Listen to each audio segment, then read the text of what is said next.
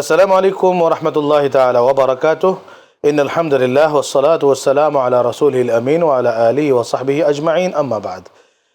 যে যেখান থেকে আপনাদের প্রিয় অনুষ্ঠান SZHM ট্রাস্ট নিবেদিত রমজানের বিশেষ অনুষ্ঠান আলোকধারা দেখছেন, সকলকে জানাচ্ছি আন্তরিক শুভেচ্ছা এবং মোবারকবাদ। আশা করছি সবাই ভালো আছেন এবং সুস্থ আছেন। প্রিয় দর্শক, রমজানের বিশেষ এই অনুষ্ঠানে আজকে আমাদের সাথে আমন্ত্রিত অতিথি হিসাবে তাশরিফ রেখেছেন দারুন নাজাত সিদ্দিকিয়া কামিল মাদ্রাসার সম্মানিত প্রধান ফকিহ তথা প্রধান মুফতি ওসমান গনি সালেহী। আসসালামু আলাইকুম ওয়া রাহমাতুল্লাহ। ওয়ালাইকুম সালাম ওয়া রাহমাতুল্লাহি ওয়া বারাকাতুহু। মোহতারাম, আজকে আমরা যে বিষয়টা নিয়ে আলাপ করতে যাচ্ছি সেই বিষয়টি আমরা স্ক্রিনে একটু দেখে আসি। তাকওয়া অর্জনের মাস রমজান। রমজান শুধুমাত্র উপবাসের নাম নয়, এক আত্মিক বিপ্লব। পবিত্র কোরআন বলছে, রোজা তোমাদের জন্য ফরজ করা হয়েছে যাতে তোমরা তাকওয়া অর্জন করতে পারো। এই তাকওয়া হলো হৃদয় সেই স্বচ্ছ আয়না যেখানে ধরা পড়ে খোদা ভীতির প্রতিচ্ছবি। সুফি দর্শনে রমজান হলো নফসের বিরুদ্ধে এক নিরন্তর জিহাদ। প্রবৃত্তি দমনের এই কঠোর সাধনায় মানুষ যখন পানাহার আর মন্দ কাজ থেকে বিমুখ হয়, তখনই হৃদয়ে জেগে ওঠে প্রকৃত মনুষ্যত্ব। আসুন এই রমজানে শুধুমাত্র পেটকে নয়, বরং রিপুগুলোকে রোজা রাখাই। আত্মশুদ্ধির এই পাঠশালায় আমাদের গন্তব্য হোক আল্লাহর অতি নিকটবর্তী হওয়া।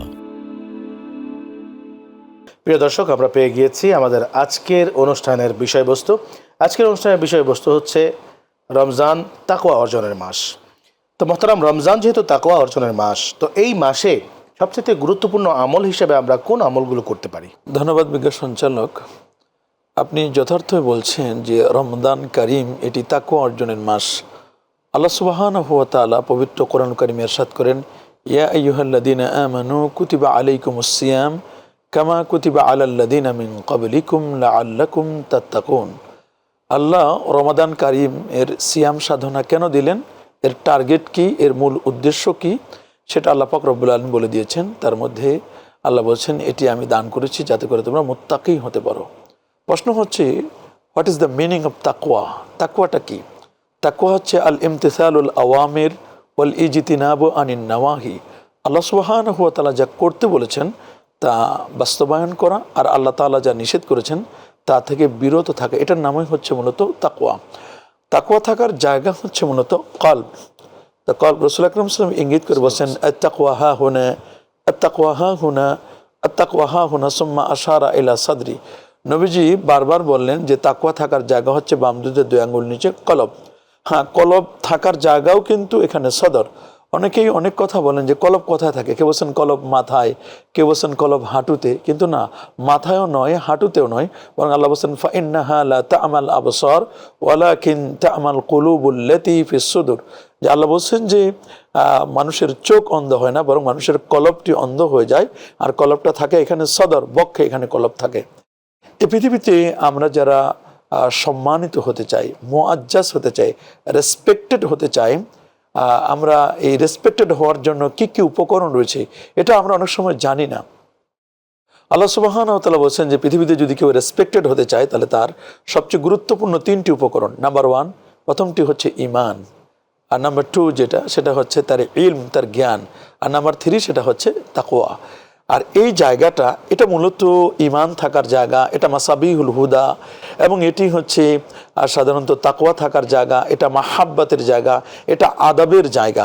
এটা কিন্তু মারকাজুল ইলম নয়, বলছেন এটা হচ্ছে মূলত মারকাজুল তাকওয়া, মারকাজুল ঈমান, মারকাজুল মাহাব্বা।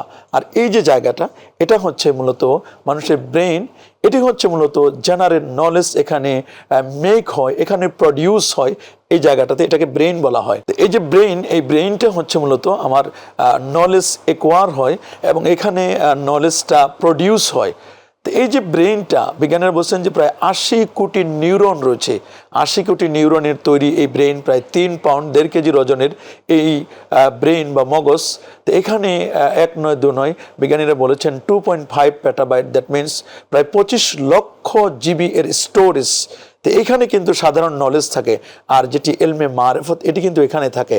আর এই যে জবানটা, এটা হচ্ছে ডেলিভারি সেন্টার। একজন ব্যক্তির তার ভিতরে কতটুকু তাকওয়া আছে এবং তার আদব কতটুকু আছে, তার মাহাব্বত কতটুকু আছে, নবীর প্রেম কতটুকু আছে, এটি বোঝা যাবে কিন্তু তার এই জবান থেকে যেটি উচ্চারণ করবে। এখন তিনি এই জবান থেকে যা বলবেন এটি হয়তোবা তিনি ব্রেইন থেকে বলতে পারেন, অথবা তিনি এটা কলব থেকে বলতে পারেন। যদি ব্রেইন থেকে বলেন তাহলে এটা ভুল হতে পারে, কারণ ব্রেইনের নিজস্ব ক্যাপাবিলিটি নেই। ব্রেইন চলে পঞ্চ ইন্দ্রিয়ের দ্বারা। আপনি যদি জিজ্ঞেস করেন আমাদের সামনে যে ফুলটা আছে, আপনি যদি ব্রেইনকে জিজ্ঞেস করেন, ব্রেইন বলো তো এই ফুলটা এটা কি, যদি বলা হয় তো ব্রেন বলবে তুমি ওয়েট অ্যান্ড সি, তুমি এন্তাজের শোয়াই, তুমি কিছু অপেক্ষা করো, আমি তোমাকে ডেলিভারি দিচ্ছি এর তথ্যটা, নলেজটা। ব্রেন তখন চোখের কাছে টেলিফোন করবে, চোখ তখন বলবে যে এটা একটা গোলাপ ফুল, একটা সাদা গোলাপ অথবা একটা রেড রোজ, এটা তাকে তথ্য দিবে। যদি ব্রেনকে আপনি জিজ্ঞেস করেন যে এই গোলাপ ফুলটার ঘ্রাণ স্মেলটা কেমন, এটা কি খুশবুওয়ালা নাকি খুশবু নেই, তখন ব্রেন টেলিফোন করবে নাকের কাছে। তার মানে ব্রেন নিজস্ব কোনো কিছু প্রডিউস করতে পারে না, মেক করতে পারে না। এটাকে মেক করতে গেলে কোর্স তার পঞ্চ ইন্দ্রিয়ের সহযোগিতা লাগবে। কিন্তু কলবকে যদি জিজ্ঞেস করা হয় তাহলে কলব কখনো কারো সহযোগিতা লাগবে না। কলবের নেটওয়ার্ক, কলবের অ্যাটাচমেন্ট, কানেক্টিভিটি সংরব্বে কারিমের সাথে। এই জন্য রাসূল আকরাম সাল্লাল্লাহু আলাইহি ওয়াসাল্লাম এখানে তাকওয়ার কথা বলছেন। এখন এই তাকওয়া অর্জনের জন্য আমরা কি করতে পারি? রমজান মাসের সবচেয়ে বড় মাধ্যম কিন্তু সিয়াম পালন করা, তারপরে পবিত্র কোরআনুল কারীম তিলাওয়াত করা, তাওবা করা, ইস্তেগফার করা, সাহারি গ্রহণ করা, ইফতার করা, এরপর নামাজ আদায় করা, এরপরে দান সদকা করা, এরপরে আমার অবয়বটাকে ঠিক করা এবং রাসূল আকরাম সাল্লাল্লাহু আলাইহি ওয়াসাল্লামের সুন্নাহ মোতাবেক আমার জীবনকে গঠন করা। তো এই কাজগুলো কিন্তু তাকওয়ার জন্য আমার জন্য সহায়ক। এবং সূরাতুল আরাফের 96 নম্বর আয়াতে আল্লাহ পাক রব্বুল আলামিন বলে দিয়েছেন যে একজন ব্যক্তি যদি তাকওয়া অর্জন করে তার বেনিফিটটা কি। আল্লাহ বলেন ওয়ালাউ আন্না আহলাল কুরা আমানু ওয়াত্তাকাউ লাফাতাহনা আলাইহিম বারাকাতিম মিনাস সামাই ওয়াল আরদ। এই পৃথিবীতে যদি জনপদের মানুষগুলো যদি দুটো জিনিস আমাকে দিত, একটি হচ্ছে ঈমান আর একটি হচ্ছে তাকওয়া, তাহলে আমি তাদের জন্য আসমান এবং জমিনের যত বারাকাতের ডোর রয়েছে, দরজা রয়েছে, সবগুলো আমি তার জন্য ওপেন করে দিতাম। এবং কোনো ব্যক্তির সাথে ঈমানের সাথে যদি তাকওয়া যুক্ত হয় তাহলে এই ব্যক্তি আল্লাহর ওলি হয়ে যায়। কারণ ওয়াল্লাযিনা আমানু ওয়া কানু ইয়াত্তাকুন, ঈমান এবং তাকওয়া এই দুটো যদি অ্যাড হয়ে যায় তখন এটা ব্যক্তি আল্লাহর ওলিতে পরিণত হয়ে যায়। ঈমানের সাথে যখন নেক আমল হয় তখন ওই ব্যক্তি জান্নাতুল ফেরদাউসের সে স্থায়ী মেহমান হয়ে যায়। ইন্নাল্লাযিনা আমানু ওয়া আমিলুস সালিহাতি কানাত লাহুম জান্নাতুল ফেরদাউসে নুজুলা। ঈমানের সাথে যদি আপনার তাকওয়ার উপর অবিচল থাকে তাহলে দুনিয়ায় বসে সে জান্নাতের সুসংবাদ পেতে পারে। আল্লাহ বলেন ইন্নাল্লাযিনা ক্বালু রাব্বুনাল্লাহ সুম্মা ইসতাকামু তাতানাজ্জালু আলাইহিমুল মালায়েকা আল্লা তাখাফু ওয়া লা তাহজানু ওয়া আবশিরু বিল জান্নাহ। দুনিয়াতে বসে সে জান্নাতের সুসংবাদ লাভ। আমরা আপনার কাছ থেকে তাকওয়ার এবং যে আমলগুলোর এটা পেলাম, ছোট করে বলবেন যে তাকওয়া বৃদ্ধির জন্য কোন আমলগুলো বর্জনীয়, কোন কাজগুলো আমাদের বর্জন করতে হবে? তাকওয়া যদি আমরা অর্জন করতে চাই তাহলে কিছু বর্জনও করতে হবে। সেটি হচ্ছে তাকওয়ার খেলাফ যে কাজগুলো, তার মধ্যে একটি হচ্ছে আমাদেরকে মিথ্যা ছেড়ে দিতে হবে, পরশ্রী কাতরতা এটি আমাদেরকে ছেড়ে দিতে হবে। কারণ মিথ্যা হচ্ছে সকল পাপের মূল, হচ্ছে মিথ্যা। তারপরে গীবাত ছেড়ে দিতে হবে, কারণ আল গীবাতু আসাদ্দু মিনাজ জিনা। তারপরে আমাদের হিংসাকে উপেক্ষা করতে হবে, হিংসা করা যাবে না। কারণ আসমানের উপরের প্রথম অপরাধ হচ্ছে হিংসা এবং জমিনের প্রথম অপরাধ যেটি কাবিল করেছিল হাবিলের সাথে, এটাও কিন্তু অহংকার এবং এটি ছিল হিংসা। কারণ রাসূল আকরাম সাল্লাল্লাহু আলাইহি ওয়াসাল্লাম বলে দিয়েছেন ইয়াকুমুল হাসাদ, তোমরা হিংসা থেকে বেঁচে থাকো। ফাইন্নাল হাসাদা ইয়াকুলুল হাসানাত, হিংসা মানুষের নেক আমলগুলোকে জ্বালিয়ে পুড়িয়ে সারখার করে দিবে। কামা তাকুলুন নারুল হাতাব, আগুন যেমন কাঠকে জ্বালিয়ে পুড়িয়ে সারখার করে দেয়। তাহলে হিংসা আমাদের ছেড়ে দিতে হবে, অহংকার ছেড়ে দিতে হবে, অহংকার করা যাবে না। তারপরে আমাকে হালাল খাবার খেতে হবে, হারাম আমাদেরকে বর্জন করতে হবে। রাসূল আকরাম সাল্লাল্লাহু আলাইহি ওয়াসাল্লাম তিনি বলে দিয়েছেন ইন্নাল হালালা বাইয়িনুন ওয়াল হারামা বাইয়িনুন ওয়া মা বাইনাহুমা উমুরু মুশতাবিহাত ফাত্তাকুশ শুবহাত আলা ওয়া ইন্না লিকুল্লি মালিকিন হিমা ওয়া হিমাল্লাহি মাহারিমুহা আলা ওয়া ইন্না ফিল জাসাদিল মুদগা ইজা সালাহাত সালাহাল জাসাদু কুল্লু ওয়া ইজা ফাসাদাত ফাসাদাল জাসাদু কুল্লু আলা ওয়া হিয়াল কলব। এই কলবটাকে যদি আমরা ক্রিস্টাল ক্লিয়ার করতে চাই, এই কলবটাকে ক্লিন করতে চাই, অবশ্যই এই অন্তর থেকে হিংসা, ফাসাদ, রিয়া, অহংকার, অজব, গজব, কেবের, ফখর, अनानियत हम बरा है सब मिटाई दी तबे मिटा दो अपनी हस्ती को अगर कुछ मर्तबा चाहो के दाना खाक में मिले मिलकर गोले गुलजार होते হয়। আমি যদি গোলে গুলজার হতে চাই, আমি যদি পারফেক্ট ম্যান, একজন পায়াস ম্যান হতে চাই, অফকোর্স আমাকে তাকওয়া বিরোধী, ঈমান বিধ্বংসী যে কাজগুলো এগুলোকে আমাকে অবশ্যই গিভ আপ করতে হবে, আমাকে ছেড়ে দিতে হবে। আপনাকে অসংখ্য ধন্যবাদ। প্রিয় দর্শক, আমরা এতক্ষণ যাবত মুফতি ওসমান গনি সালেহী মুহতারামের কাছ থেকে রমজানের করণীয় এবং বর্জনীয় বিষয়গুলো এবং তাকওয়া অর্জনের জন্য যে সমস্ত আমলগুলো আল্লাহ তাআলা করতে বলেছেন সেগুলো নিয়ে আমরা শুনছিলাম। চলুন আমরা চলে যাচ্ছি আমাদের অনুষ্ঠানের অন্য আরেকটি সেগমেন্টে। এখনকার সেগমেন্ট হচ্ছে নবী ও রাসূলগণের জীবনী।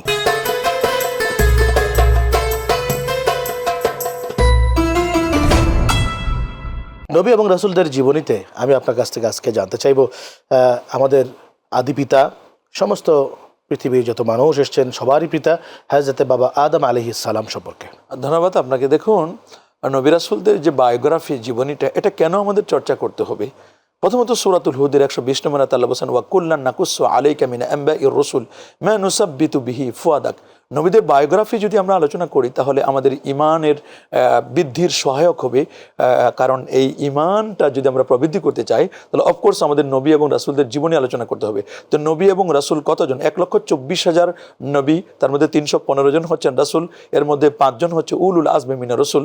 তবে এই সমস্ত নবী এবং রাসূলদের যার প্রথম যিনি নবী, যিনি মানব মণ্ডলীর যিনি পিতা এবং যিনি সকল মানুষের যিনি মূল আসলুন নাসলে আদম, তিনি হচ্ছেন আদম সফিউল্লাহ আলাইহিস সালাতু ওয়াত তাসলিম।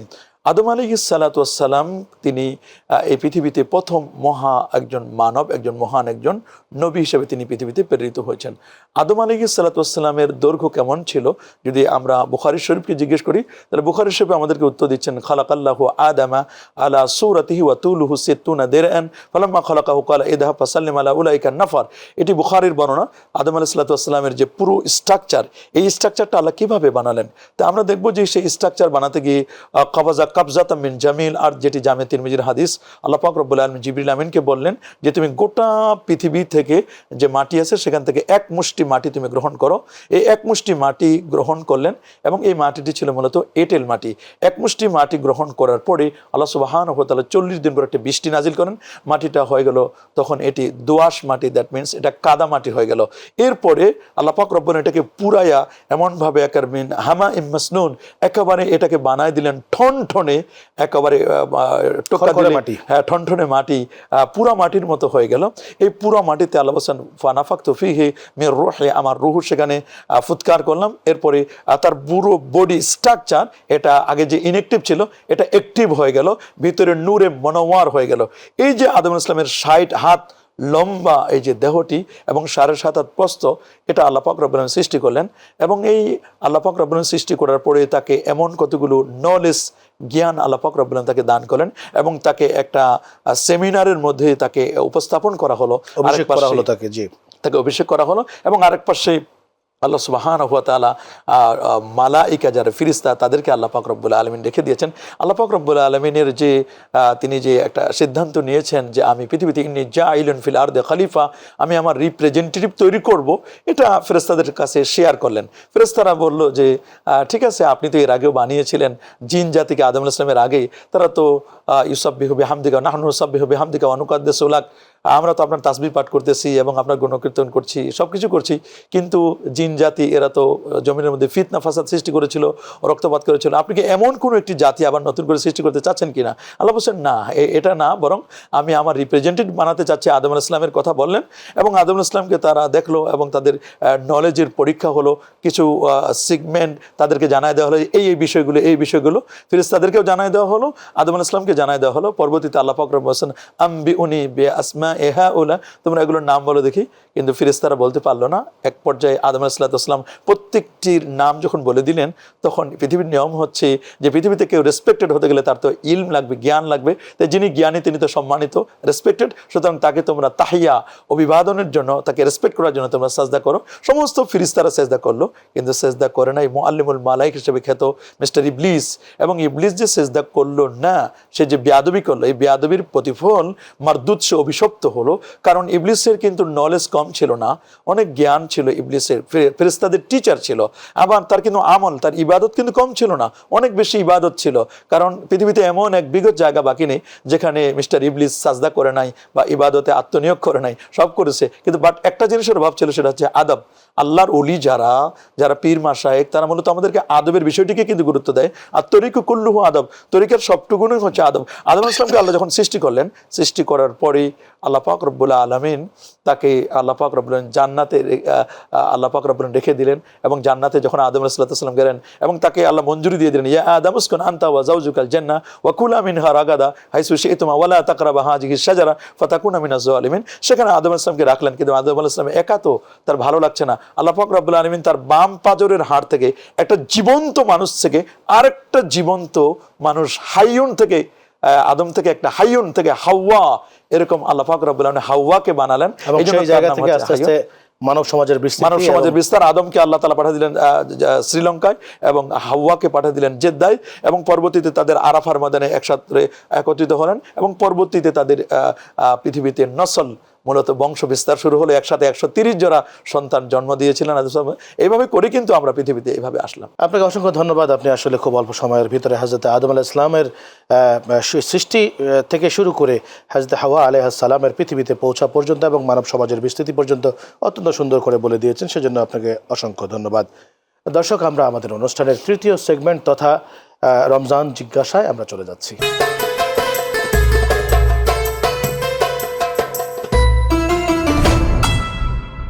রমজান জিজ্ঞাসায় আমি আপনার কাছে জানতে চাইব যে যাকাত কার উপরে ফরজ, যাকাতের খাতসমূহ, এবং কি পরিমাণ সম্পদশালী হলে যাকাত দিতে হবে।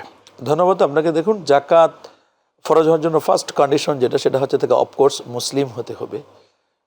মুসলিম হলে পরই তার কাছে যদি নেশাব পরিমাণ সম্পদ থাকে। এখন নেশাব পরিমাণটা কত?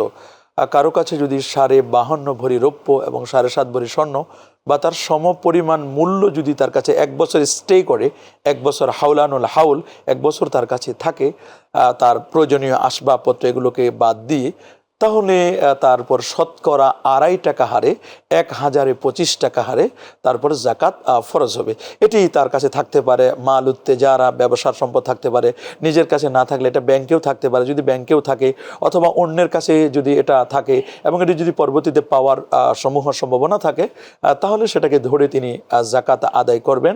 তবে ওলামায়ে কেরাম যেটি বলেছেন যে আমি এখানে নেশাব পরিমাণ স্ট্যান্ডার্ড হিসেবে কোনটা ধরবো, আমি কি স্বর্ণকে ফাইন্ড আউট করবো নাকি রৌপ্যকে ফাইন্ড আউট করবো? কারণ স্বর্ণ এবং রৌপ্যের দাম কিন্তু ফার ডিফারেন্স, অনেক পার্থক্য।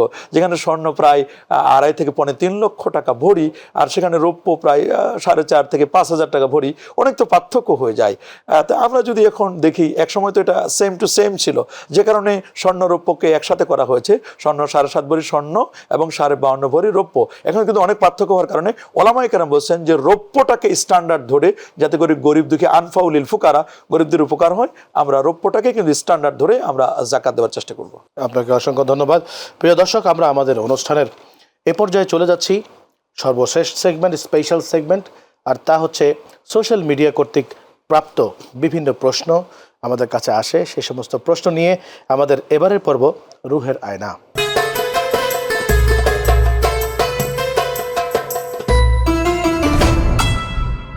রুহের আয়নায় আপনাদেরকে এ পর্যায়ে জানানোর চেষ্টা করব।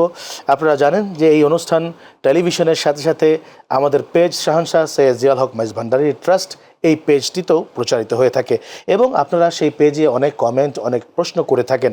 আপনাদের প্রশ্নগুলোর মধ্য থেকে একটি প্রশ্ন আজকে আমরা তুলে ধরছি এবং সেটির উত্তর দেওয়ার চেষ্টা করছি।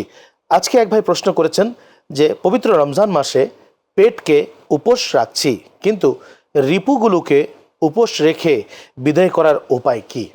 হ্যাঁ প্রিয় ভাই, আপনার প্রশ্নের উত্তর পেতে আপনি আমাদের সাথেই থাকবেন। জি মহতারাম। ধন্যবাদ বিজ্ঞ সঞ্চালক। প্রিয় দর্শক, আমরা যে বিষয়টি শুনলাম যে আসলে শুধু সারাদিন উপবাস থেকেই যেন রোজাটা আমরা শেষ করে না দিই, বরং রোজার সাথে রিলেটেড যে আরও অন্যান্য অর্গান রয়েছে, সেই অর্গানগুলোকেও যেন আমরা গুণামুক্ত রাখতে পারি, এটাই মূলত রোজার টার্গেট। যেটু আল্লাহ পাক সুবহানাহু ওয়া তাআলা বলছেন যে লাআল্লাকুম তাত্তাকুন, যাতে করে তোমরা মুত্তাকি হতে পারো। আর পেয়ারা নবী রসুল করিম সাল্লাল্লাহু আলাইহি ওয়াসাল্লাম ইরশাদ করেন, কাম মিন সাইমিন লাইসা মিন সিয়ামিহি ইল্লা জামা, এমন অনেক রোজাদার রয়েছে যাদের রোজা উপবাস ছাড়া আর কিছুই নয়। আবার এমন অনেক মানুষ আছে যারা রাতে শুধু জেগে জেগে শুধু সাহারি গ্রহণ করে, এটা ছাড়া আর কিছুই নয়। বরং আমি যে সিয়াম পালন করছি, সিয়াম পালনের সাথে সাথে আমার যে অন্যান্য অর্গানগুলো রয়েছে, আমার এই জবানটাকে আমাদেরকে হেফাজত করতে হবে।